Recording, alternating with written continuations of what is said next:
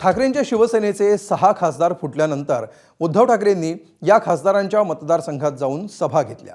ठाकरेंच्या या दौऱ्यामध्ये त्यांनी फुटीर खासदारांवर केलेली टीका जितकी गाजली त्यापेक्षाही जास्त चर्चा रंगली आहे ती त्यांनी मुख्यमंत्री देवेंद्र फडणवीसांबाबत केलेल्या वक्तव्यांची। खासदार फोडण्याच्या या प्रक्रियेला ऑपरेशन टायगर म्हणण्याऐवजी ऑपरेशन देवेंद्र म्हणायला हवं असं सांगत त्यांनी या प्रक्रियेला वेगळाच रंग देण्याचा प्रयत्न केलाय। शिंदेंवर टीका करताना ठाकरे हे फडणवीसांचं कौतुक करू लागल्यामुळे सर्वांच्याच भुवया उंचावल्यात। नेमकं काय घडतंय याचा आढावा घेऊया या स्पेशल रिपोर्टमधून।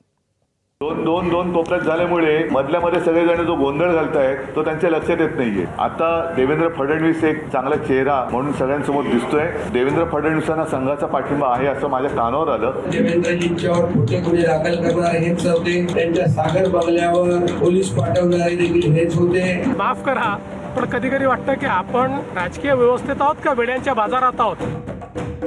आपल्या पक्षातनं फुटलेल्या 6 खासदारांच्या मतदारसंघांचे दौरे करता करता उद्धव ठाकरेंना आता मुख्यमंत्री देवेंद्र फडणवीसांची काळजी वाटायला सुरुवात झाली आहे।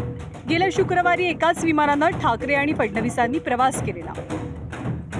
या विमानात दोघांच्याही बसण्याच्या जागा 2 टोकांना असल्याचा संदर्भ पकडत उद्धव ठाकरेंनी फडणवीसांसोबतच्या संबंधातला कडवटपणा संपल्याचे संकेत दिले। हाच प्रॉब्लेम झालाय। दोन कोपऱ्यात झाल्यामुळे मधल्यामध्ये सगळेजण जो गोंधळ घालतायत तो त्यांच्या लक्षात येत नाहीये।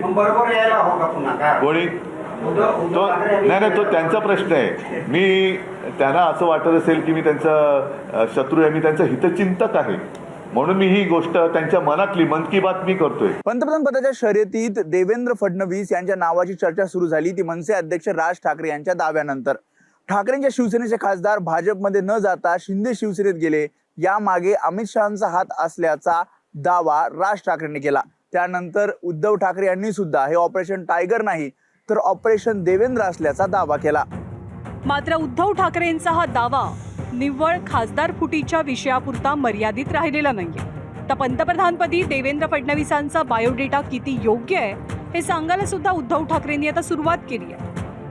स्वतःच्या पक्षाची अवस्था बिकट असताना सुद्धा ठाकरेंना चक्क फडणवीसांची काळजी वाटू लागली आहे। आता देवेंद्र फडणवीस एक चांगला चेहरा म्हणून सगळ्यांसमोर दिसतोय। देवेंद्र फडणवीसांना संघाचा पाठिंबा आहे असं माझ्या कानावर आलं आणि असा पाठिंबा संघाचा पाठिंबा असलेला माणूस त्या रेसमध्ये येऊच नाही म्हणून हे सगळं कारस्थान चालले की काय आणि त्याच्यामध्ये शहासेना आणि एसएनसी काम करतात की काय की त्यांची सुपारी घेऊन, कारण त्यांना ती सवय असेल कदाचित। बरं, फक्त काळजी व्यक्त करून उद्धव ठाकरे थांबलेले नाहीयेत, तर फडणवीसांचं रक्षण करावं असं साकडंच त्यांनी साईबाबांना घातलं। देवेंद्र फडणवीसांच्या खुर्चीचं रक्षण कर, कारण बहुतेक त्यांचा पत्ता कापला जाणार आहे। आता हे मी जे बोलतोय हे तुम्हाला पटते की नाही पटते सांगा। मी काल परवापासून माझ्या मनात हे भिरभिरते। 29 मध्ये काय होणार आणि यांच्यानंतर आपला वाली कोण ही चर्चा दिल्लीमध्ये भाजपात सुरू झालेली आहे। त्याच्यामध्ये असं कोणाला तरी वाटायला लागलंय की या रेसमध्ये देवेंद्र फडणवीस येऊ शकतात। मग यांचा पत्ता आत्ताच काप, यांनाच आत्ताच बदनाम करून टाक आणि एवढं परेशान कर की या दिल्लीपर्यंत येताच कामा नये। तर उद्धव ठाकरेंना फडणवीसांची इतकी काळजी वाटू लागल्यानं एकनाथ शिंदेंनी ताज्या इतिहासाची आठवण करून दिली आहे। पुतना मावशीच्या प्रेमाची आठवण करून देत ठाकरेंनी फडणवीसांना दिलेल्या त्रासाचा त्यांनी पाढाच वाचला।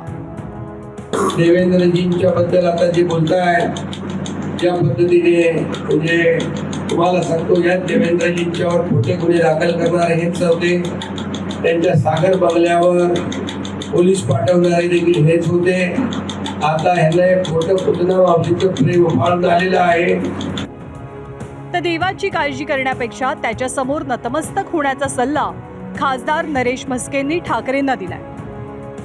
मला त्यांना एवढंच सांगायचं आहे, आपण कशा पद्धतीने देवेंद्रजींच्या विरोधात बोलत होतात आणि देवेंद्रजींबद्दल आता काळजी आहे अशा पद्धतीने आपण जे काय विधानं करताय, तुम्ही देवेंद्रजींची काळजी घेण्याची गरज नाही। देव हा इतरांची काळजी घेत असतो, त्यामुळे देवाभाऊ तुमची काळजी घेतील, तुम्ही त्यांची काळजी घेऊ नका। देवेंद्र फडणवीसांची पंतप्रधानबाबत चर्चा सुरू होण्याचं टायमिंग राज्यातल्या भाजप नेत्यांना बिलकुलच रुचलेलं नाहीये।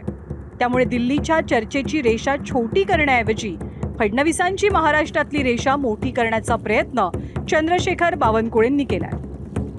उद्धवजींनी देवेंद्र फडणवीसच्या भविष्याबद्दल फार काळजी करू नये. उद्धवजींनी त्यांच्या भविष्याची काळजी केली पाहिजे. उद्धवजींनी आधीच त्यांच्या भविष्याची काळजी केली पाहिजे. आज सर्वच लोक सोडून चालले आहे. थोडं आत्मपरीक्षण करण्याची गरज आहे. 2034 पर्यंत हवे आहेत महाराष्ट्रामध्ये देवेंद्रजी, कारण याकरता हवे आहेत की महाराष्ट्राला विकसित महाराष्ट्र करायचं असेल, 2047चा मजबूत महाराष्ट्र असेल तर 2034 पर्यंत त्यांनी महाराष्ट्रात राहावं. तर खुद्द देवेंद्र फडणवीसांनी या सगळ्या चर्चांना वेड्याच्या बाजाराची उपमा देत ही चर्चाच निरर्थक ठरवली.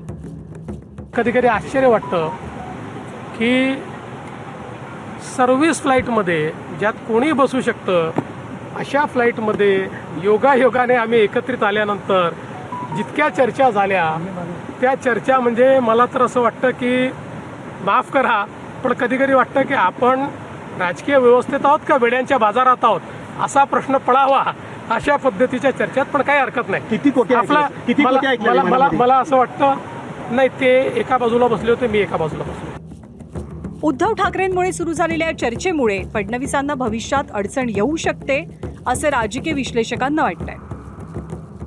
उद्धव ठाकरे यांनी देवेंद्र फडणवीस यांना पंतप्रधान पदाच्या घोड्यावर बसवण्याचा प्रयत्न केलेला आहे आणि ज्यावेळी अशा पद्धतीनं देवेंद्र फडणवीस पंतप्रधान पदाचे स्पर्धक होतील, दावेदार बनतील, त्यावेळी स्वाभाविकपणे दिल्लीतून त्यांचं खच्चीकरण करण्याचे प्रयत्न सुरू होतील. मला वाटतं उद्धव ठाकरे यांच्या या विधानामागं वेगळ्या पद्धतीनं देवेंद्र फडणवीस यांची अडचण करण्याचा उद्देश आहे असं मला वाटतं. विधानसभा निवडणुकीच्या प्रचारात एकतर तू राहशील किंवा मी राहीन असा इशारा देणाऱ्या उद्धव ठाकरेंचा प्रवास आता फडणवीसांचं कौतुक आणि काळजी करण्यापर्यंत येऊन पोहोचलाय. आता ठाकरेंच्या काळजीचं फडणवीसांना कौतुक वाटतं की ठाकरेंच्या कौतुकामुळे फडणवीसांची काळजी वाढतेय हे लवकरच कळेल. वेदांत रेबसह अमोल जोशी, ABP माझा.